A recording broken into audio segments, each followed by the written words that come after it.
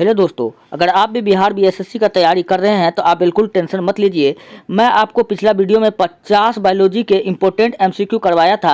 आज भी मैं आपको यहां पर बायोलॉजी के 50 इम्पोर्टेंट एमसीक्यू करवाऊंगा, बिल्कुल विश्लेषण के साथ। तो चलिए मैं आज 50 से आगे कराता हूं।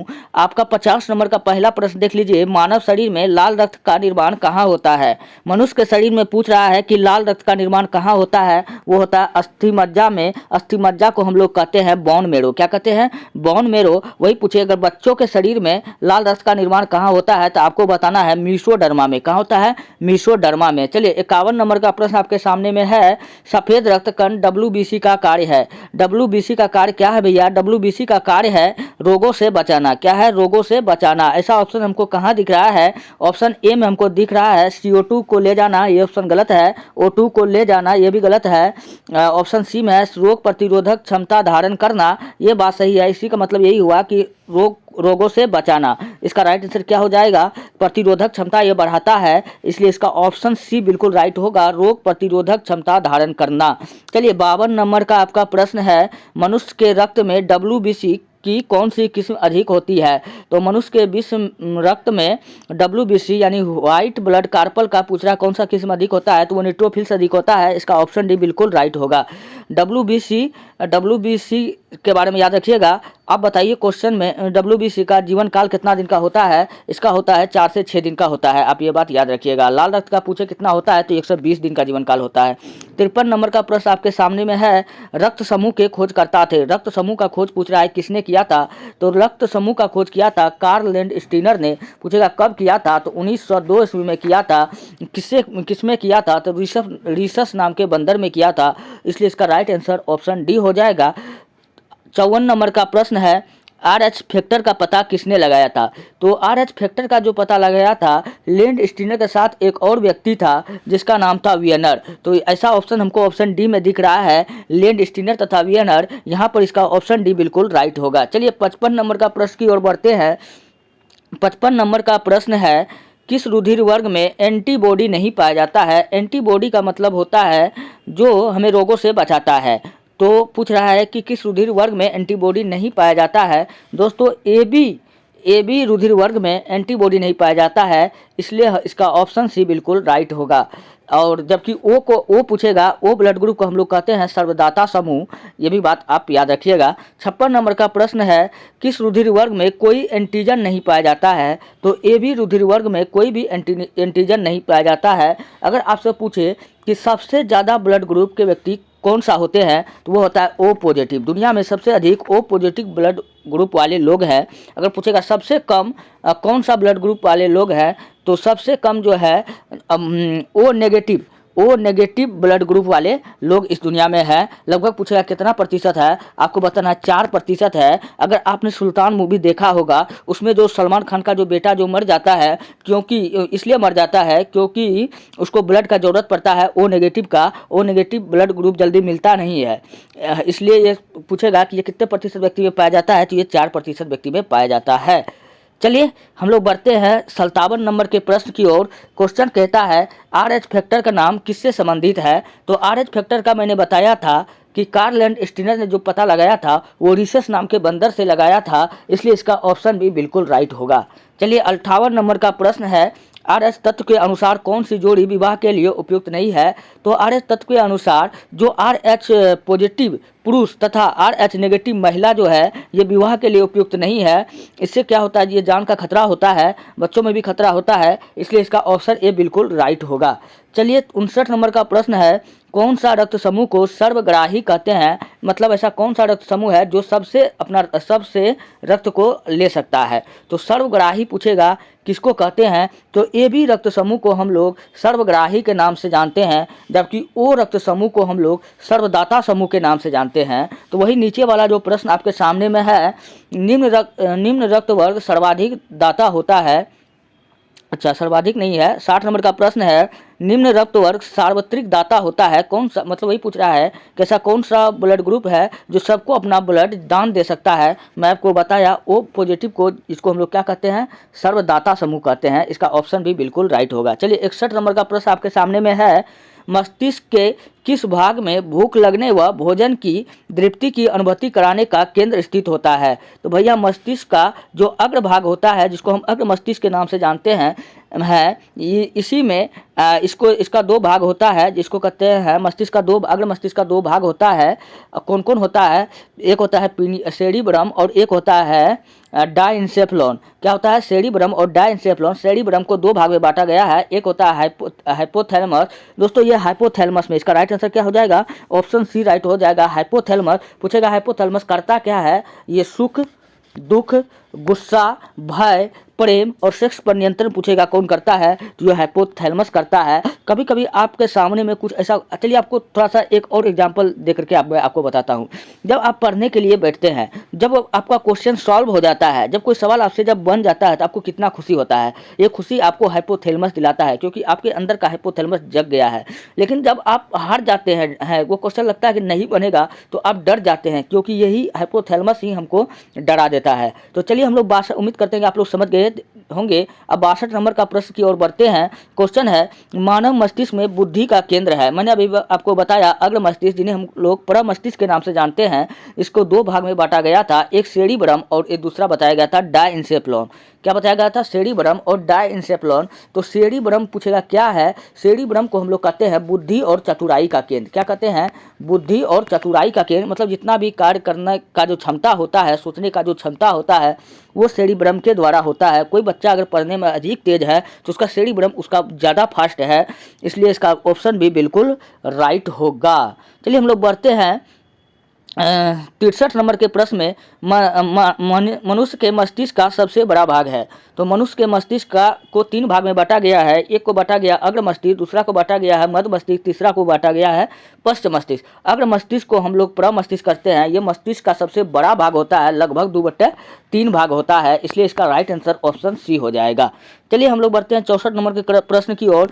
64 नंबर का क्वेश्चन है, तंत्रिका तंत्र की लघुतम संरचनात्मक तथा शरीर की क्रियात्मक इकाई है। तो तंत्रिका तंत्र की जो क्रियात्मक इकाई है वो है न्यूरॉन। कितना है न्यूरॉन, दोस्तों हमारे शरीर में जो न्यूरॉन होता है वो 100 बिलियन पाया जाता है। कितना पाया जाता है, 100 बिलियन पाया जाता है। लगभग इसमें से 10% ही हमारे शरीर में एक्टिव रहता है, आप ये भी बात याद रखिए। चलिए 64 नंबर का प्रश्न हो गया। 65 नंबर का प्रश्न आपके सामने में है, मानव शरीर की सबसे लंबी कोशिका है। तो मानव शरीर की जो सबसे लंबी कोशिका पूछे तो आपको बता रहा है तंत्रिका तंत्र, इसलिए इसका ऑप्शन सी बिल्कुल राइट होगा। ऑप्शन सी इसका क्या होगा, राइट होगा। अगर पूछे सबसे बड़ी कोशिका, मानव शरीर का सबसे बड़ी कोशिका, तो आपको बताना है यकृत। वहीं पूछे मानव शरीर की सबसे बड़ी मिश्रित कोशिका, तब आपको बताना है अग्नाशय। चलिए उम्मीद करते हैं कि आपको समझ में आ गया होगा। मैं बार बार एक ही प्रश्न को बताता हूं ताकि आपको याद रहे। दोस्तों अगर आपको PDF चाहिए तो आप हमारे टेलीग्राम चैनल पर जाइए, वहां पर सर्च कीजिए इतिहास की दुनिया, ITIHAS, इतिहास KIDUNIYA, इतिहास की दुनिया 99। वहां से आप जाकर के इस वीडियो का PDF प्राप्त कर सकते हैं। मैं और भी वीडियो अपलोड करते रहता हूं, तो वो सब भी वहीं पर आपको मिल जाएगा। चलिए हम लोग बढ़ते हैं 67 नंबर के प्रश्न की ओर। 66 नंबर का, क्योंकि 65 तो हो गया है। क्वेश्चन है, मनुष्य में मेरुदंड से कितनी जोड़ी तंत्रिका निकलती है। मनुष्य में मेरुदंड से दोस्तों 31 जोड़ी तंत्रिका जोड़ी निकलती है। कितनी जोड़ी, 31 जोड़ी निकलती है, यानी कि 62 पीस निकलती है, इसलिए इसका ऑप्शन सी बिल्कुल राइट होगा। 67 नंबर का प्रश्न है, श्वसन की क्रिया संपन्न होती है। दोस्तों श्वसन का क्रिया जो होता है वो कहाँ होता है, पौधों में जो होता है वो श्वसन की क्रिया पूछा कहाँ होता है, तो माइटोकॉन्ड्रिया में होता है। इसलिए माइटोकॉन्ड्रिया को हम लोग कोशिका का श्वसन केंद्र कहते हैं। क्या कहते हैं, कोशिका का श्वसन केंद्र कहते हैं। और साथ साथ माइटोकॉन्ड्रिया को हम लोग कहते हैं कोशिका का पावर हाउस। पूछेगा कोशिका का पावर हाउस किसको कहा जाता है, तो माइटोकॉन्ड्रिया को कहा जाता है। तो कोशिका को और क्या कहा जाता है, श्वसन केंद्र भी कहा जाता है, किसको, माइटोकॉन्ड्रिया को। इसलिए इसका ऑप्शन ए बिल्कुल राइट होगा। दोस्तों राइबोसोम को हम लोग कहते हैं प्रोटीन का फैक्ट्री। पूछेगा कि प्रोटीन का फैक्ट्री किसे कहा जाता है, तो तो प्रोटीन का फैक्ट्री राइबोसोम को कहा जाता है। वहीं लाइसोसोम को पूछेगा हम लोग क्या कहते हैं, जिसको कहते हैं आत्महत्या की थैली। क्या कहते हैं? आत्महत्या की थैली। चलिए हम लोग बढ़ते हैं 68 नंबर के प्रश्न की ओर। 67 हो गया। उम्मीद करते हैं कि आपको समझ में आ गया होगा। 68 नंबर का प्रश्न आपके सामने में है, मनुष्य में श्वासोच्छ्वास में बाहर निकली वायु में O2 की मात्रा होती है। श्वासोच्छ्वास की प्रक्रिया में मनुष्य में बाहर निकली ऑक्सीजन की मात्रा कितना होता है? वो होता है 17% होता है। कितना होता है? 17% होता है। इसलिए इसका ऑप्शन भी बिल्कुल राइट होगा। 69 नंबर का प्रश्न है, बिल्कुल ध्यान से पढ़िएगा, आप लोग गलती कर सकते हैं। मनुष्य 1 मिनट में कितनी बार सांस लेता है? मनुष्य 1 मिनट में पूछ रहा है कितनी बार सांस लेता है, तो लेता है 14 से 18 बार। कितना बार लेता है? 14 से 18 बार। जब पूछे मनुष्य का हृदय पूछे 1 मिनट में कितना बार धड़कता है, तब आपको बताना है 70 से 72 बार। बढ़िया से पढ़िएगा, इस क्वेश्चन में गलती होने की संभावना है। चलिए 70 नंबर का प्रश्न आपके सामने में है, भोजन का ऊर्जा में परिवर्तन कोशिका के किस भाग में होता है? तो मैंने आपको बताया कि माइटोकॉन्ड्रिया को हम लोग कहते हैं कोशिका का श्वसन केंद्र, और कोशिका का पावर हाउस मतलब शक्ति हम मतलब क्या होता है? ऊर्जा होता है। इसलिए माइटोकॉन्ड्रिया इसका बिल्कुल राइट होगा। ऑप्शन डी इसका बिल्कुल सही होगा। अभी अभी मैं आपको बताया था कोशिका में एक चीज़ होता है केंद्रक। केंद्रक को हम लोग क्या कहते हैं, आप ये बात बताइए। केंद्रक में क्या होता है? डीएनए और आरएनए पाया जाता है। लाइसोसोम को आत्महत्या की थैली कहते हैं। केंद्रक को हम लोग किस नाम से जानते हैं? शायद यातायात का पुलिस कहते हैं इसको हम। चलिए हम लोग बढ़ते हैं नेक्स्ट प्रश्न की ओर। 71 नंबर का प्रश्न आपके सामने में है, हमारी छोड़ी हुई सांस की हवा में CO2 की मात्रा लगभग कितनी होती है? तो हमारे छोड़ी हुई सांस की हवा में केंद्रक को दोस्तों हम लोग कहते हैं कोशिका का दिमाग। याद आ गया तो मैं आपको बता देता हूँ, केंद्रक को क्या कहते हैं? कोशिका का दिमाग कहते हैं। आप ये भी बात याद रखिएगा। चलिए 71 नंबर का प्रश्न आपके सामने में है, ये तो बता ही दिए थे, छोड़ी हुई सांस की हवा में CO2 की मात्रा कितना होता है? तो ये होता है लगभग 4% होता है। कितना होता है? 4% होता है। वही पूछे कि ऑक्सीजन का खोज किसने किया था? तो 1774 ईस्वी में जोसेफ प्रिस्टले ने किया था। 72 नंबर का प्रश्न है, क्रेब्स चक्र में किसका संश्लेषण होता है? दोस्तों क्रेब्स चक्र में पूछ रहा है किसका संश्लेषण होता है? वो पायरुविक का निर्माण होता है। इसलिए इसका ऑप्शन भी बिल्कुल राइट होगा, पायरुविक अम्ल। दोस्तों पूछेगा पायरुविक क्या है, तो यह एक अम्ल है, यह भी बात आप याद रखिएगा। 73 नंबर का प्रश्न है, अनाक्षी श्वसन का अंतिम उत्पाद होता है। तो अनाक्षी श्वसन का जो अंतिम उत्पाद होता है वो होता है लैक्टिक अम्ल होता है। दूध दही में पूछेगा कौन सा अम्ल पाया जाता है, तो लैक्टिक अम्ल पाया जाता है। दोस्तों और भी लैक्टिक अम्ल का कारण है। हमारे शरीर में पूछेगा थकावट का कारण क्या होता है, तो लैक्टिक अम्ल होता है। इसलिए अधिक दूध पीने वाले व्यक्ति में उसमें आलस ज़्यादा होता है, क्योंकि उसमें शरीर में लैक्टिक अम्ल आ जाता है और एनर्जी भी मिलता है, वो अलग वाली बात है, लेकिन लैक्टिक अम्ल से क्या होता है? थकावट भी होता है। आप ये बात भी याद रखिएगा। चलिए 74 नंबर का प्रश्न है, मानव शरीर में यूरिया का निर्माण होता है। दोस्तों मानव के शरीर में यूरिया का निर्माण पूछेगा कहाँ होता है, तो आपको बताना है कहाँ होता है, तो आपको बताना है कि वृक्क में होता है। कहाँ होता है? वृक्क में होता है। आप ये बात याद रखिएगा। और 75 नंबर का प्रश्न है, रक्त की अशुद्धियाँ किस अंग में जाकर इसका आंसर हो जाएगा यकृत हो जाएगा। दोस्तों 74 नंबर का आंसर क्या हो जाएगा? यकृत हो जाएगा। मानव शरीर में यूरिया का निर्माण कहाँ होता है? तो यकृत में होता है। यकृत शरीर की सबसे बड़ी ग्रंथि है। 75 नंबर का प्रश्न है, रक्त की अशुद्धियाँ किस अंग में जाकर छनती है? तो दोस्तों रक्त की अशुद्धियाँ जो है वो वृक्क यानी किडनी में जाकर के छनती है। इसलिए इसका राइट आंसर ऑप्शन बी हो जाएगा। 76 नंबर का प्रश्न आपके सामने में है, मनुष्य के मूत्र का रंग पीला किसके कारण होता है? तो मनुष्य के मूत्र का रंग जो पीला होता है वो होता है यूरोक्रोम के कारण। किसके कारण होता है? तो यूरोक्रोम के कारण होता है। इसलिए इसका राइट ऑप्शन ए हो जाएगा। और हम कुछ जानते हैं, वही पूछे गाजर का रंग पीला क्यों होता है, तो आपको बताना है कि कैरोटीन के कारण होता है। पूछे गाय का दूध का रंग पीला क्यों होता है, तो कैरोटीन के कारण होता है। वहीं अगर आपसे पूछे टमाटर का रंग लाल क्यों होता है, तो आपको बताना है कि लाइकोपीन के कारण होता है। पूछेगा सेब का रंग लाल क्यों होता है, तो आपको बताना है कि एंथोसाइनिन के कारण होता है। किसके कारण होता है? एंथोसाइनिन के कारण होता है। चलिए मैं आगे की ओर बढ़ता हूँ। उम्मीद करते हैं कि आपको समझ में आ गया होगा। 77 नंबर का प्रश्न है, नेफ्रॉन किससे संबंधित है? दोस्तों नेफ्रॉन जो संबंधित है वो किससे संबंधित है, तो वो संबंधित है, नेफ्रॉन किससे संबंधित है? तो नेफ्रॉन संबंधित है अमाशय से। किससे है? नेफ्रॉन संबंधित है अमाशय से। इसका ऑप्शन डी बिल्कुल राइट होगा। दोस्तों ये क्वेश्चन आप देख लीजिएगा, थोड़ा सा सस्पेंस बुझा रहा है। नेफ्रॉन तो ब्रेन तो यहाँ ऑप्शन में दिया नहीं है, इसलिए थोड़ा दिक्कत हो रहा है। चलिए इसका चलिए लगता है हमको ऑप्शन डी होगा, तो ये आप लोग देख लीजिएगा। चलिए 78 नंबर का प्रश्न है, कृत्रिम गुर्दा निम्नलिखित में से किस सिद्धांत पर कार्य करता है। दोस्तों जो कृत्रिम गुर्दा है वो डायलिसिस का सिद्धांत पर कार्य करता है, इसलिए इसका ऑप्शन सी बिल्कुल राइट होगा। चलिए 79 नंबर का प्रश्न है, मानव शरीर में यूरिया की अधिकतम मात्रा किसमें पाई जाती है। तो मनुष्य के शरीर में यूरिया की अधिकतम मात्रा किसमें पाया जाता है, तो मूत्र में पाया जाता है। मूत्र का मान अगर पूछे कितना होता है, पीएच मान पूछे कितना होता है, तो 7 से अधिक होता है। पूछेगा मूत्र का रंग पीला क्यों होता है, तभी भी मैंने आपको बताया यूरोक्रोम के कारण होता है। किसके कारण होता है, यूरोक्रोम के कारण होता है। चलिए हम लोग बढ़ते हैं नेक्स्ट प्रश्न की ओर। क्वेश्चन है, मानव वृक्क अमसड़ी में पाए जाने वाला प्रमुख रासायनिक यौगिक है। मानव किडनी में, वृक्क मतलब किडनी में, किडनी यानी अमसनी में पाए जाने वाला प्रमुख रासायनिक यौगिक कौन सा है, वो है कैल्शियम ऑक्जेलेट। कौन है, कैल्शियम ऑक्जेलेट। दोस्तों कैल्शियम ऑक्जेलेट को हम लोग कहते हैं गुर्दे की पथरी। क्वेश्चन पूछेगा कि गुर्दे की पथरी किसे कहा जाता है, तो आपको बताना है कैल्शियम ऑक्जेलेट को। किसको कहा जाता है, कैल्शियम ऑक्जेलेट को। चलिए 81 नंबर का प्रश्न आपके सामने में है, हेनले का लूप का कार्य संबंधित है। दोस्तों हेनले का लूप का कार्य जो संबंधित है वो उत्सर्जन तंत्र से संबंधित है, इसका ऑप्शन ए बिल्कुल राइट होगा। चलिए हम लोग बढ़ते हैं नेक्स्ट प्रश्न की ओर। 82 नंबर, निषेचन की क्रिया कहाँ होती है। हम सब जानते हैं जब अंडाणु का शुक्राणु से मिलन होता है तो उस प्रक्रिया को हम लोग कहते हैं निषेचन। दोस्तों इस निषेचन की प्रक्रिया कहाँ होती है, तो ये होता है अंडवाहिनी में होता है, इसका ऑप्शन भी बिल्कुल राइट होगा। 83 नंबर का प्रश्न है, गर्भाशय में विकसित हो रहे भ्रूण किस संरचना द्वारा पोषण मिलता है। दोस्तों गर्भाशय में जो भ्रूण का विकास हो रहा है, जो बच्चे का विकास हो रहा है, उसका पोषण जो मिलता है बच्चे का प्लेसेंटा के द्वारा होता है। इस प्लेसेंटा नाभिक के द्वारा होता है, इसलिए इसका ऑप्शन सी बिल्कुल राइट होगा। चलिए हम लोग बढ़ते हैं 84 नंबर के प्रश्न की ओर। गर्भाशय में मानव भ्रूण किस द्रव में तैरता है। दोस्तों गर्भाशय में मानव भ्रूण जो है वो अनिम्न याटिक द्रव में तैरता है, इसलिए इसका ऑप्शन भी बिल्कुल राइट होगा।